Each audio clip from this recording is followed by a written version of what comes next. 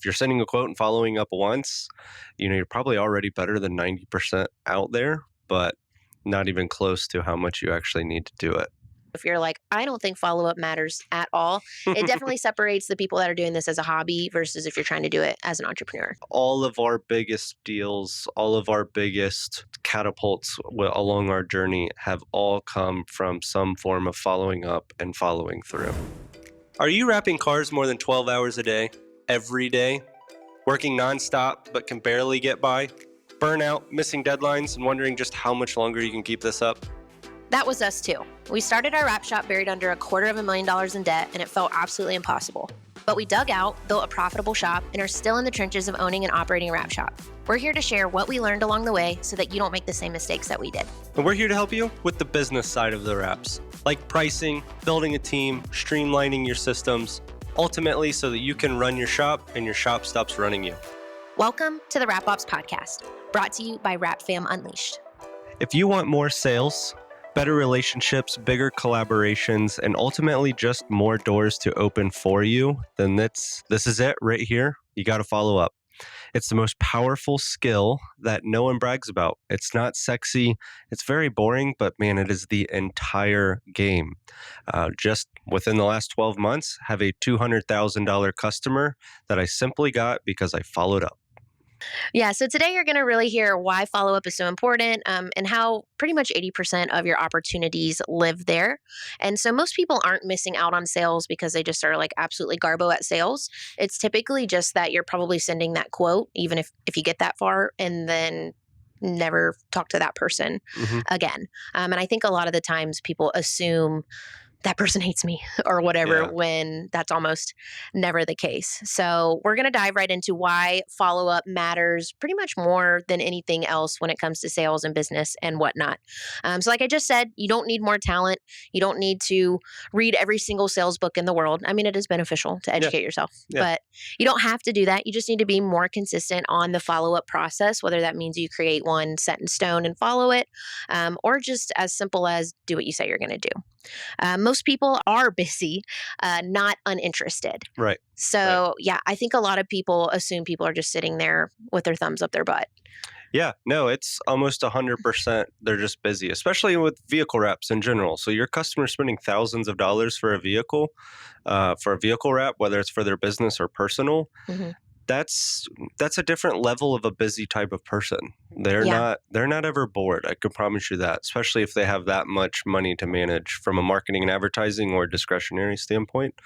Literally today, we followed up on a roofing job that we sent a quote out to wrap like 15 of their trucks. I don't know, maybe a week and a half ago. We've already been through 4 stages of the follow-up, and I jumped in to help our front desk with it and called and texted the guy, and he got back to me and pretty much just said, sorry, man, been completely slammed in meetings until the holidays.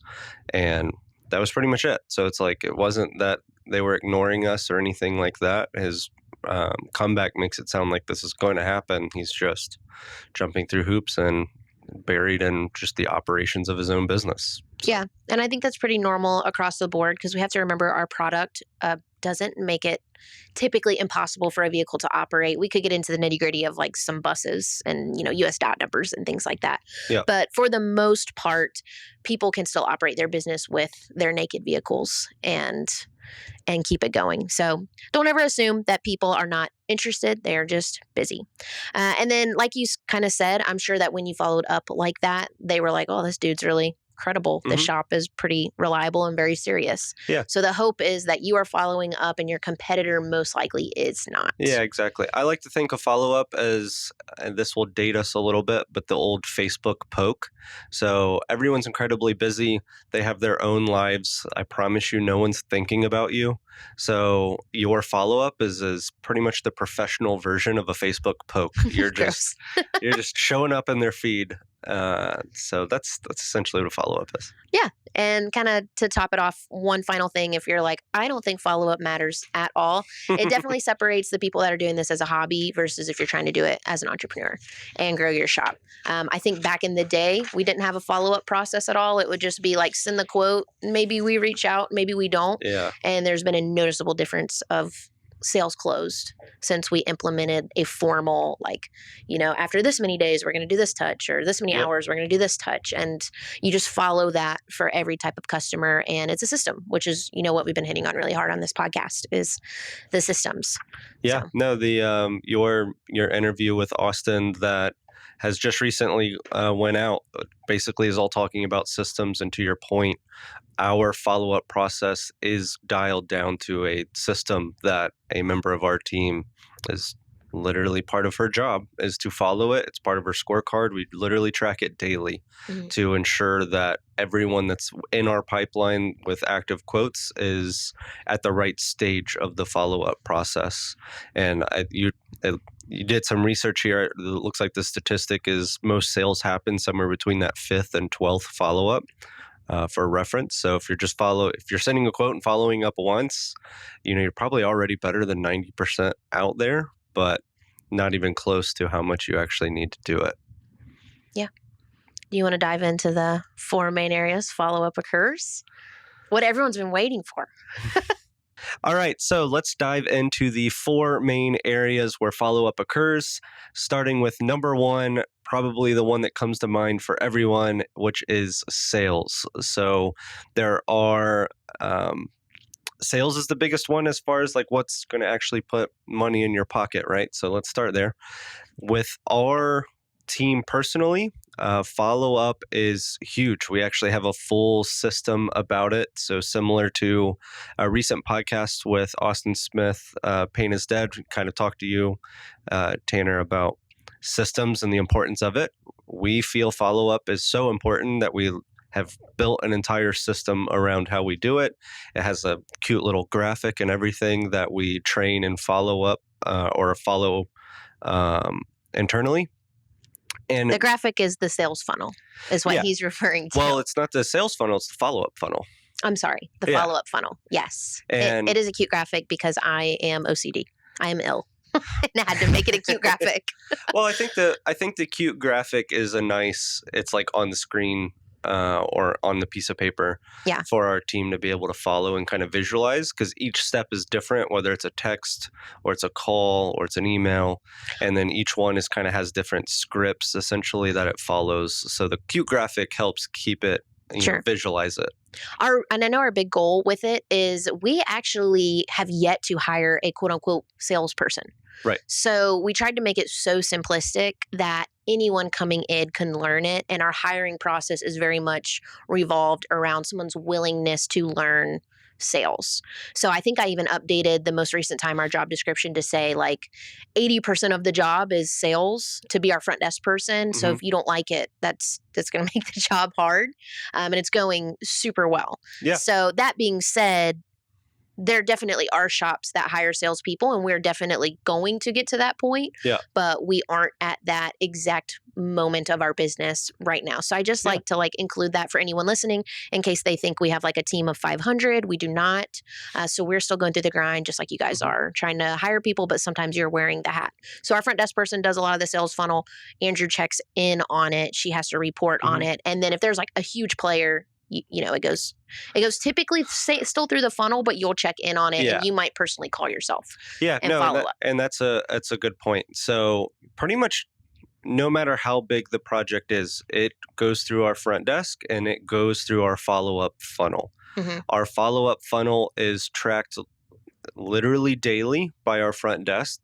Their kind of weekly or their daily checklist of all the things that they have to make sure that they're on top of.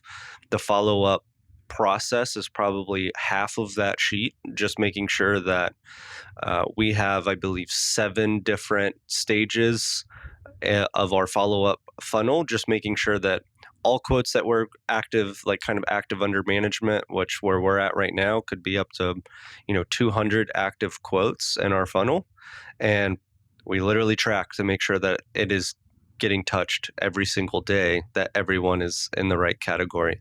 And to your point, the big ones, so literally today I noticed that a quote that I had went out and talked to kind of get the information for, it was for like 15 trucks. They were deciding between full wraps or partial wraps, and it was in like the 4th stage of the funnel. And we weren't getting any response. So for that specific one, because I had the rapport with the customer, I went ahead and called him personally and texted him, just asking for an update. And he got back, texted me back within the hour, pretty much just saying he's been slammed in meetings. Pretty much I was set up as a vendor, all was good. They just got to finish their branding, and that we'll touch base again um, after the holidays. And that brings up a good point too of there are times to delegate follow up and there are times you need to like do it yourself if you have the relationship with the customer, Yeah, or set the customer up to say, hey, so and so on my team is going to be who you're following up with. And I yeah, typically always add, if you have any problems at all, still feel free to reach out to me, but this person is an absolute rock star and you're going to love working with them, yeah. essentially. So just keep that in mind too if you are going to do like what you said, where she was kind of doing the follow up, but then you kind of jumped in. Yeah, and So to the just kind of echo within sales of how important that follow up is. We've had customers tell us that we have gotten them the quote, have followed up with them, and completed the project before our competitors have called them to follow up the first time. mhm, So follow up is so incredibly important. And cheat code here, the follow up can even happen after you've lost the job. Maybe that's your it's favorite. that's some, yeah, it honestly is some of my favorite is say we Well, that's where our largest contract actually came from. our largest contract, which this customer at this point has brought us just shy of $300,000, was someone that we lost the job, and like 6 months later, I just kind of emailed him back and just said, "Hey, I hope all is well. Just wanted to check in and make sure that you guys are happy," and they were not. And a lot of the times they say they are. Yeah, exactly. So it, kind of is what it is, Hmm. but that's okay. And your tactic isn't, hope that shop sucks. Yeah. Like, it's a very positive, like, I just want to make sure you as the customer are Hmm. happy. And if they respond back and say, yes, we are, wonderful. I'm glad to hear that. I hope that continues. Yeah, And that's exactly. it. So, So, in addition to that, just that follow up, I think we've kind of brought that home of how important it is on sales. I would like to kind of transition to number two of the how kind of main areas of follow up where it occurs, which is networking. also, Andrew's big strong suit. We're really in Andrew's big top two right here. It This is is, his moment yeah. to shine. Sales and networking is my thing.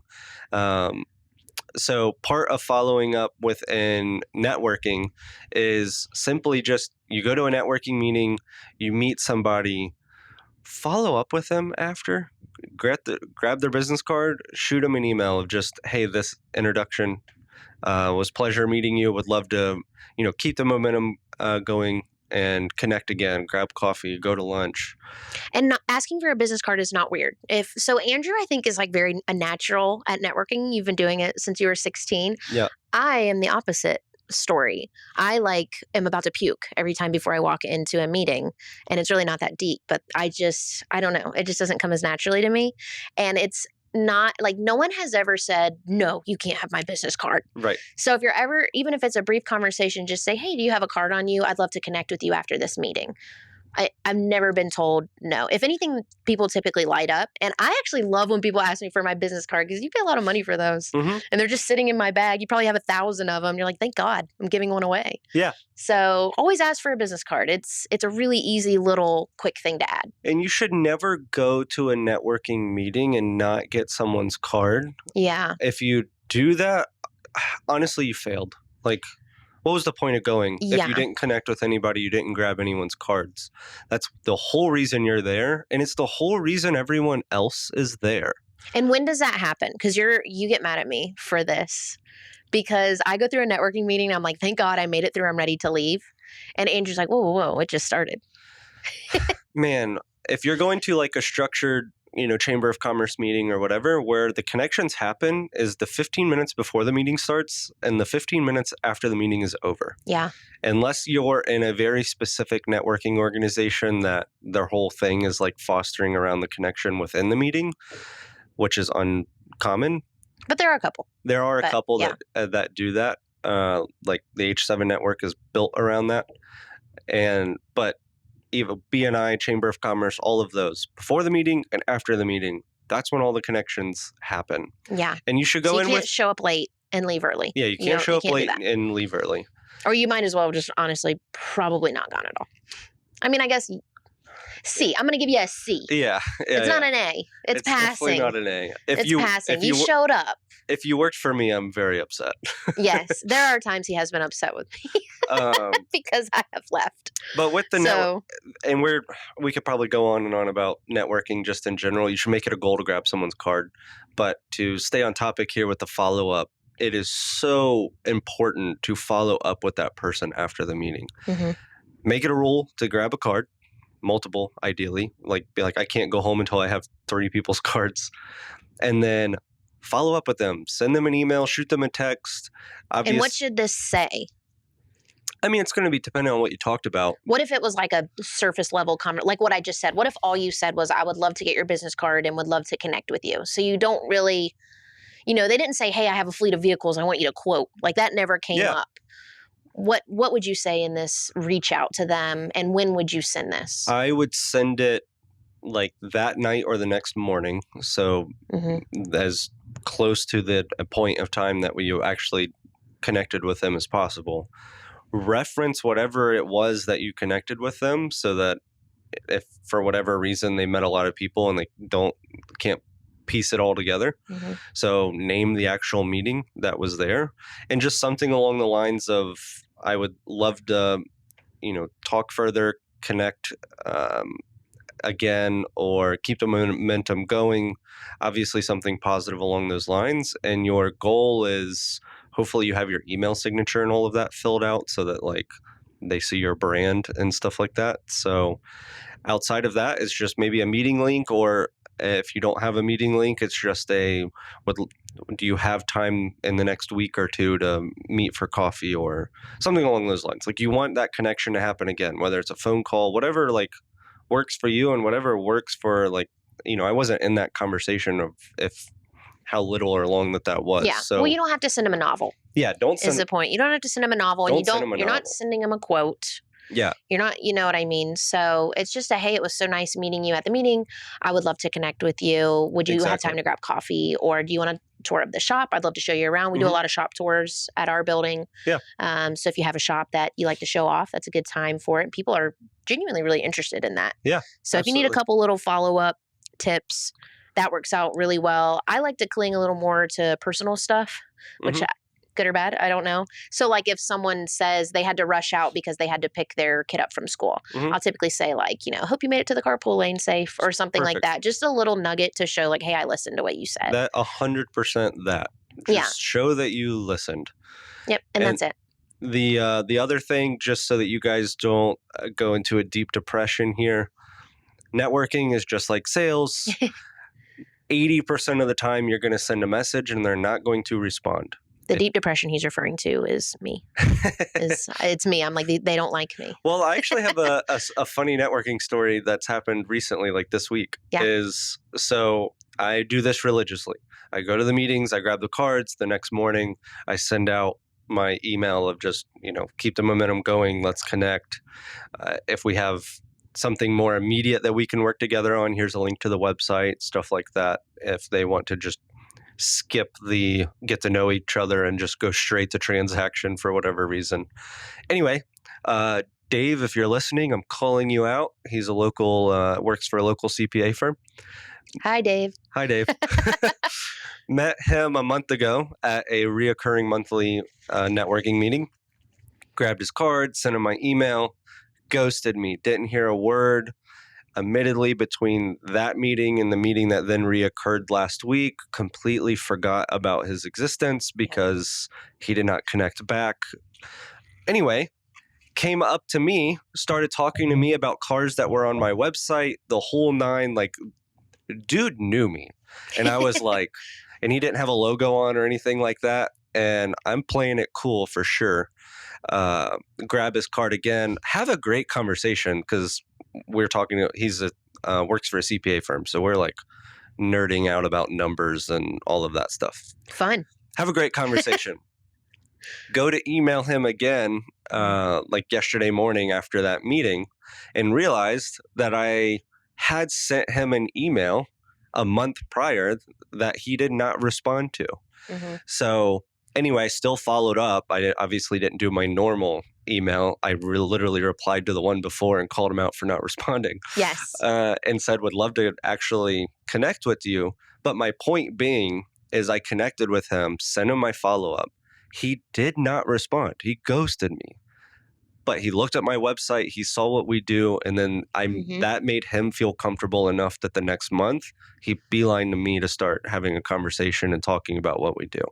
Yeah. So that's the importance of follow up, even if it feels like it goes into the abyss. Just assume, and shout out to Dave, he's a cool dude. I'm just going to assume he was busy. I don't Hmm. think he didn't respond because he hates me. He just probably And read it and to, then squirrel onto the next yeah. thing, forgot about it, saw me in person again the next month. And so then that re-sparked that conversation. And to say the flip side, you actually just were telling me you had the opposite happen to you with the person we're talking to about health insurance. Hmm. That Andrew got a referral to someone in the health insurance world, Yeah. and you went up and spoke to her, and she was like, I've actually emailed you a month ago. Hmm. And so he went back to the email from a month ago and was like, responded, I'm ready to talk. Yep. Yep. But I would assume that her saying that, you were like, oh, wow, Hmm. like this person must be awesome. I just got busy. Yeah. Exactly to your point. It just at that a month ago that wasn't top of mind, and now it is. Yep.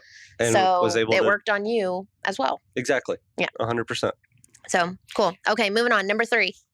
You can go ahead and take this I'll one. take it away. Yeah. So number 3 would be in your collaborations, your opportunities, and your career.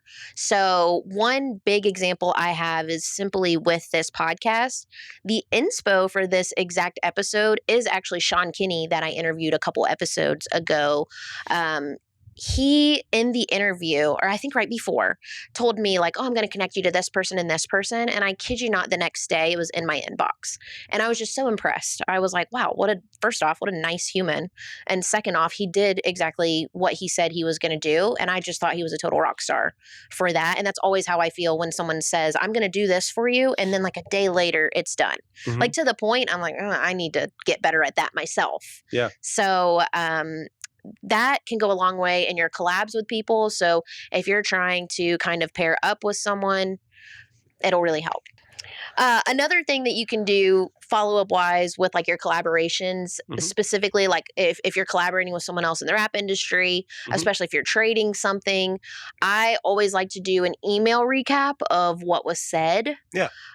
Just because verbal is a little scary to me, just because they're like, oh, well, that's not what I thought we talked about, or that's not what was said. So it's so easy just to right after a phone call or in person conversation, just Hmm. send an email of like, hey, today we went over this and we agreed on this. And I always add, if anything looks incorrect, please go ahead and correct me. Yeah. So we've done that a few times with different collaborators. And I also think that shows a level of professionalism of just Yeah. trying to like restate to the person what your understanding of the collaboration even is. Like, are you getting any financial from it? Are you not? What are you doing? What are they are doing?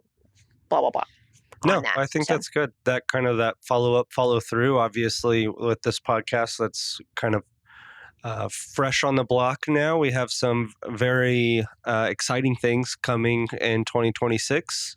So we've been getting a bunch of Zoom calls and stuff like that. And to do that, just kind of recap at the end and also following through mhm. with that. So if you can follow through with your follow up, where you're talking and it's, oh, I'm going to get you this stuff, and here's all this other list that both parties have to do. Yeah. If you're able to hit them with the follow up and already with the follow through of like, here's these PDFs and other things that I said I was Mhm. going to do for you. Yeah, it's huge. Yeah. And I think those collaborations and those, not necessarily you talking to your customers, but you talking to your kind of circle of influence and other people who can help you in other ways, those are just as important. Hmm. So if you have someone in mind that you want to send this podcast to kind of show them like, hey, we should start doing this, definitely please do. Please share to any of your wrap shop friends, any other entrepreneurs that you know in service-based industries that you think could benefit from hearing this, because follow up is across the board. on multiple different industries, not just the wrap industry for sure. Yeah. And then my last point here was in a career. So maybe you are an installer listening to this. Maybe you don't own a wrap shop. Maybe you have aspirations to own one. If you are trying to apply to work for a different shop, or maybe you're trying to switch over into like the distribution world, or, there's so many different aspects and avenues of the industry. It's not just install. Yeah. You can submit an application. That's wonderful, but the follow up is huge. Oh, yeah. So we have 2 employees on our team right now that I joke so hard because I'm like, Mhm. man, you called me like 100 times to get this job. But I say that with like, wow, like admiration. And I tell them all the time, if you didn't do that, I don't know that I would have hired you, just because at that exact moment of life, I was so busy that I just like wasn't sifting through applications and reaching Yeah. out and whatnot. But then it's like when someone follows up with you for a job for like the 8th time, you're like, wow, they really want this Yeah. job. Let me like take a look at this and try to rush this process along. So we have 2 people on our team that is how they got hired. Yeah. And I think we had Or an ad out, but I was gonna they say, or applied. So maybe you're just not hiring. Like, right, like I think 2 weeks ago we had someone reach out to the front, no experience, they're green, so we just aren't hiring for that position at mhm. the current point in our business. Probably is most definitely going to change within the next 3 to 5 months. We'll Yeah. definitely bring on some new people and get them trained up. And anyway, they reached out, and what we told them to do, what Samantha specifically told them to do up front, was to just don't be a stranger. Keep periodically poking and checking our careers Even if page. it's uncomfortable. Yeah. So it shouldn't be weird as an employer to receive those messages. So if you're like, man, I followed up with them Yeah. 6 times, like unless I've specifically said, no, we are not interested, Yeah. then it's not a no. It's just like reverse sales. Like you're It's selling yourself. literally everything is sales. It just doesn't mean you're transacting with a dollar bill, Yeah. but everything is sales. Yeah. So if you're trying to get a job, you are trying to sell yourself as the best candidate. Hmm. If it's that collaboration or partnership, like you are trying to sell yourself as the best partner for the collaboration. If you're networking, you're trying to sell yourself Yeah. as someone that would be interesting and enough to have coffee with and could potentially, help the person that you're And networking with. this is where, we kind of started off here in the very beginning of like, it's not that you don't know what you're doing or that you don't have the skills. I mean, the 2 people that followed up like crazy that I'm referring to came in both green. Yep. Those were not people with installing skills. But it just shows your effort. And I Yeah. think in my opinion, in today's world, effort is very lacking because so many things are automated and done for us. So when you meet someone with effort, it's almost like very refreshing. It's Yeah. like a tall glass of water. It is just lovely. And you Mhm. know what else came to mind? I was just thinking about who else followed up. That one of our favorite employees, who no longer is employed by us anymore, but actually works for our CPA. Yeah. I almost didn't hire him just out of like a pure like admin error where somehow I forgot to add him to Yeah. like my second round interview list, like just total like skipped my brain. And he Mhm. showed up. And I remember I was so impressed because he showed up in like a button up shirt. Yeah. And not many installers do that. Most Mm-mm. people show up kind of t-shirt, jeans, whatever, which is fine. But he was really dressed to the nines. And I remember our front desk person at the time was like, there's someone in this lobby you want to meet because they are very nice and very well dressed. Yep. And to this day, great friend of ours. We actually helped him get, he came on as a, what did he come on? I think as shop help. I think he was prepping vehicles Mhm. in the very beginning. Yep. And, but we knew the whole time that he wanted to be an accountant. And so that was our big From day thing. one. And so we stay in great touch with him. But anyway, all that to say, that's 3 great people that I can name right off the rip that just followed up. That Yeah. was it. They didn't come in with a whole like, oh my gosh, they have the best Yeah. skills ever. I bought our shop Hmm. from following up. Yeah. It was a customer who was building a new building. They wanted graphics on their new building. And honestly, half joking, because I didn't have the credit score. There was no reason. I was not bankable. There's no reason anyone should have given us the opportunity. I just jokingly said, what would it take me to get your old building? and he didn't shoot me down in the conversation. He gave me the joke right now that's going around online is the joke of like 6'7". No. no, no, not that one. We It, have high school interns. it They've was been educating us. it was I saw it like on the detailing and wrapping pages of like I'm wrapping the car that the customer said I need to talk to the wife. He basically gave me that excuse of I need to talk to my partner about potentially selling this building. It doesn't fit our portfolio, but I don't know. And then we went on to talk about graphics or whatever. 2 weeks went by. I heard nothing. So I just shot him a text and said, Mhm. "Hey, have you had time to talk to your partner yet?" And he called me immediately and said, "Can you be in our conference room in 30 minutes?" Yeah, big day.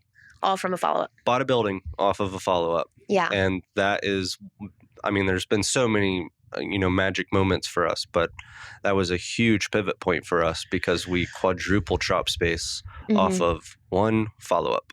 And I wanna call you out, though. You said, that was a magic moment, but it kinda wasn't. Like, you did that. That's fair. Like, you followed up. So, I think sometimes we get stuck in a pity party of, like, "Oh my god, all the luck happens to them." I've even said it to you. I'm like, "Oh Yeah, my god, Andrew, everybody says yes to you." And you said something to me I've never forgotten where you said, "I don't go and brag to you about all the times I get told no."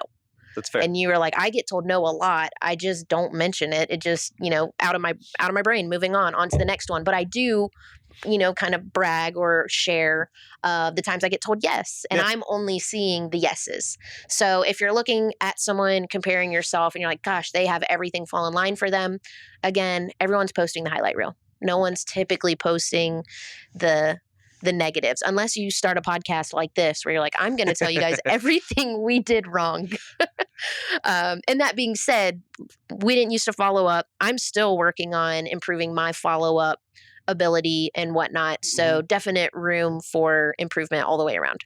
So awesome. Yeah, the amount of successes that we've had when it comes to follow up, I will say, become far less impressive if we told you how many times you follow up and it's ghosts and it's crickets. Hmm. But you just have to believe in the process, keep following up, because that's really where the big deals happen. And And sometimes the ghost and crickets, you'll realize 6 months later, like, oh, thank God that didn't work that's true. out. That's true. Like there's some reason that you might not know about, Hmm. and then it all just makes sense. Yeah. So Or to that ghost and crickets, to the several stories I've had, just because they didn't respond to your follow up doesn't mean they didn't see it. sure. We have a pretty large HVAC company locally that the owner literally walked in our front door and apologized to us for not going with us originally because they were trying to save 10% on the project or whatever. They Hmm. didn't say that from the beginning. Their plan of attack was just ghost us and not respond. Hmm. Then got terrible service, came back in the front door, and I had followed up maybe once or twice because I knew it was one company bought another. So it's like it's a whole rebrand and merger. And 6 months later, I still saw the same old company that I knew had been bought Yeah. out there, like with graphics on the van, and just sent an email just saying, "Hey, how's it going? I couldn't help but notice that I, passed one of the old branded vans. Is there anything I could do to help you?" And ghosted, did not respond, walked in the front door and apologized. And since we now manage that fleet. Yeah. So Awesome. And then we're going into number 4. Number 4 is our personal one. Number yeah. 4 is follow up with your family and friends. Yeah, that's a tough one. It's Yeah. the one that I would say is often forgotten about. I think it's often forgotten about. I know we fell into the hole of the business is our entire life and nothing else matters. And it's very lonely Yeah. way to live. And I mean, some people do it, and that's wonderful. But I hope you have some support system around you. And on those tough days, it's nice to have those people around, and even like you're mine. Hmm. So even me following up with things I say I'm going to do with you is Yeah. huge. Same with at home. Like if you tell me, hey, I'm going to, fix this at the house. And then I'm like, how has 6 months gone by and you still haven't done it? But I see you following up and following through with all these clients. That's fair. Luckily, I know Andrew's entire business life, so I can call out like, man, you're treating this HVAC customer better than your wife.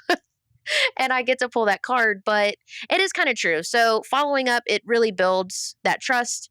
helps you strengthen your relationship. Like I said earlier, about if you catch a personal nugget from someone, Yeah. being able to follow up on that is huge. There's actually a reference from The Office. Hmm. So, in the very beginning of time, I got most of my business advice from The Office. So, that tells you the difference between me and Andrew. There are some nuggets in The Office, though, that I've made you watch. And There's I'm a few. like, there's a tactic there. And one of the tactics is that whenever Michael Scott would personally talk to a client, he would like write down little personal things about them to remember to bring up in a different conversation. And that has always like stuck with me. I'm like, oh, that is really smart. And I try to mental note do that, not just with customers and things like that, but also with friends and family. Like Hmm. ask them, I had a friend who was wanting to go to school for IT, and I saw him a few weeks later and I was like, hey, how's that whole IT thing going? And just to show that you listen to them. Hmm. I mean, even so, if you didn't know the news, my chubby face, I am expecting a baby, or we are expecting the Yeah, baby. And absolutely. at our ultrasound appointment, the what The are they called? the Ultrasound the tech. tech or I whatever. I Yeah, don't know what her official title the is. I one should probably know that. that squirts the gel and moves the thing around. Jiggle in my belly. Yeah. Yeah, that lady. Um, she literally said, how's the business going? How are your employees? And I'm Hmm. like, man, I've only met you one time. And I sat there and I thought, I'm like, does she have little Michael Scott index cards or notes somewhere where like she took notes on us? And I remember I checked, I'm like, we don't have a logo on. Yeah. Like she just fully remembered that the last time we talked to her, we mentioned owning a business. Hmm. So I just thought that that was super cool. So always do that with your family and friends. A little like pro life human tip.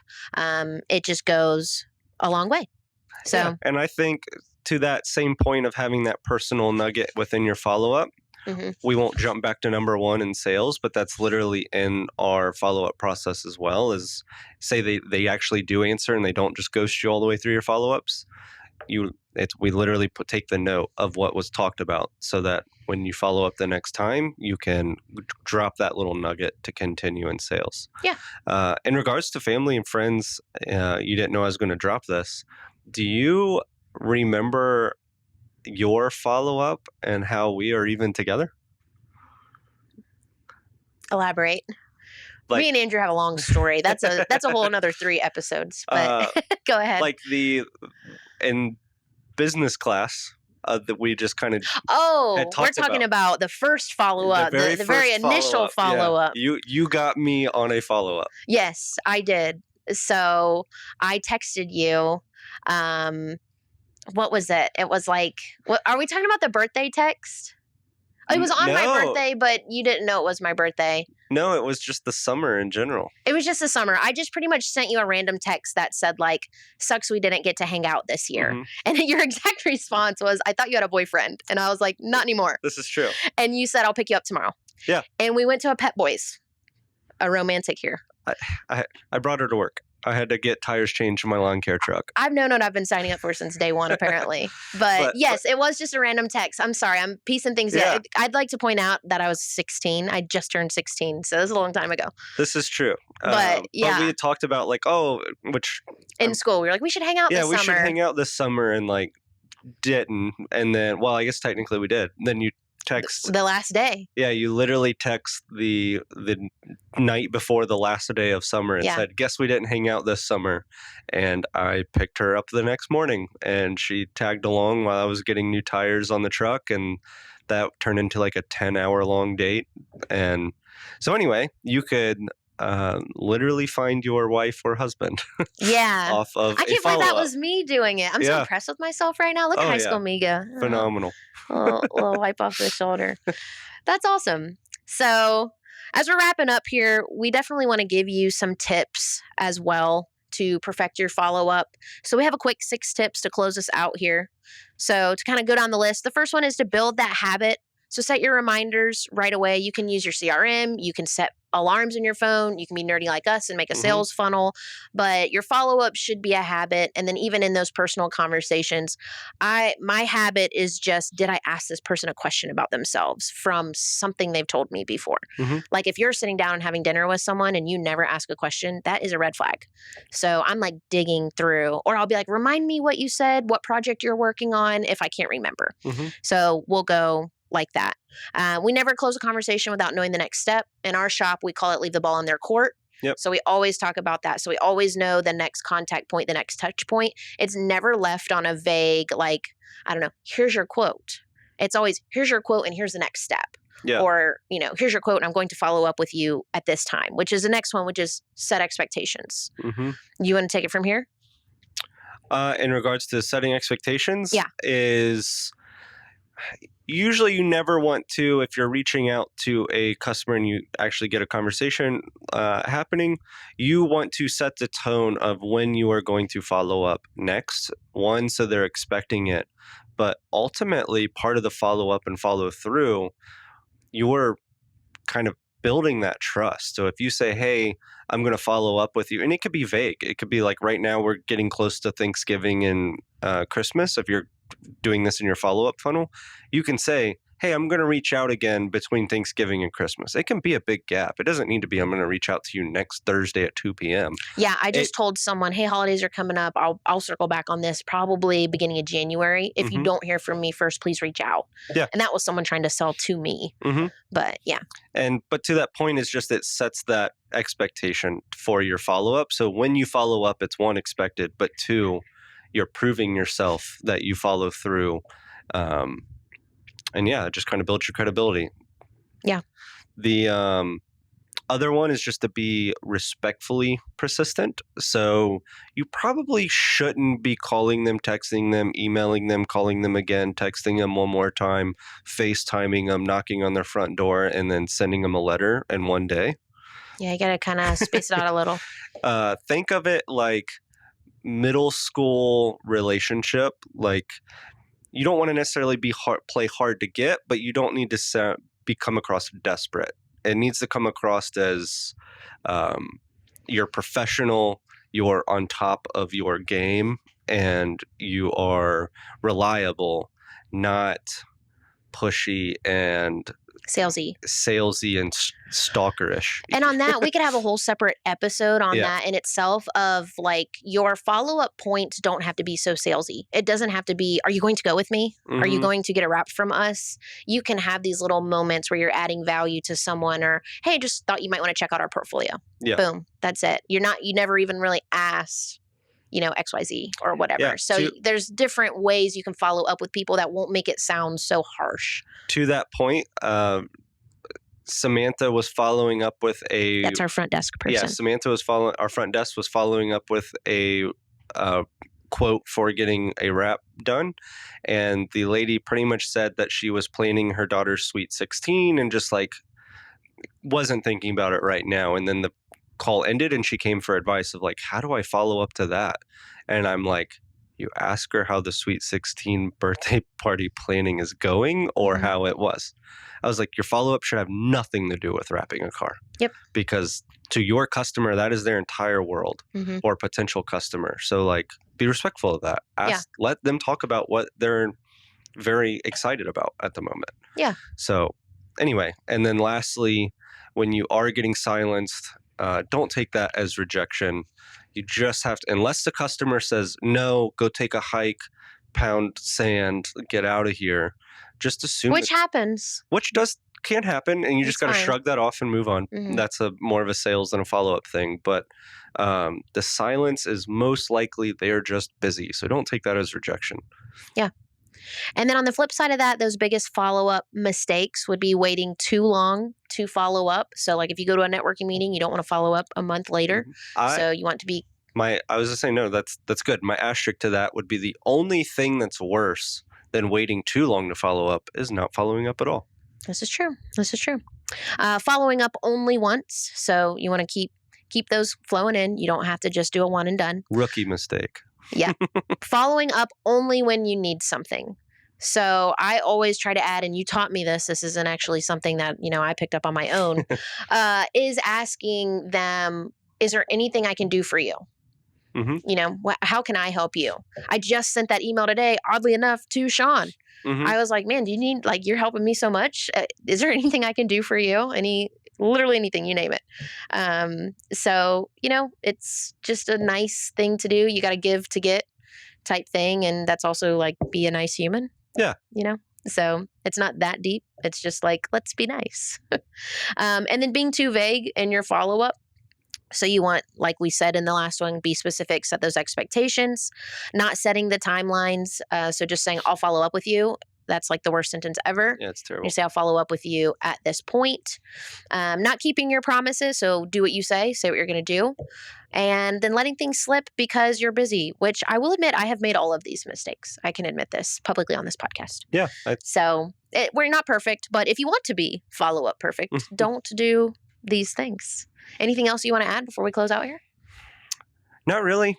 Nothing more than just kind of stressing what we've been talking about is all of our biggest deals, all of our biggest um, just catapults along our journey have all come from some form of following up and following through. Yeah.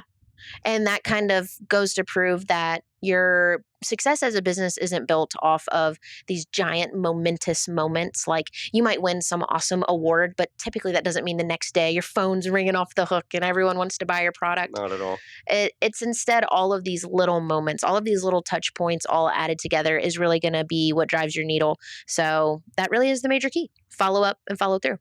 So cool. If you liked what you heard today, please, please, please leave us a review. Give us a like. Yeah. Share us with your friends. Give us some love. If you have a question, you can go to wrapops.com. You can post any question on there, and we might just make it an episode. So that's all we have for today. Cool. We'll catch you in the next episode. We got a new one released every Tuesday. Over and out. Over and out. Oh, God, we're nerdy.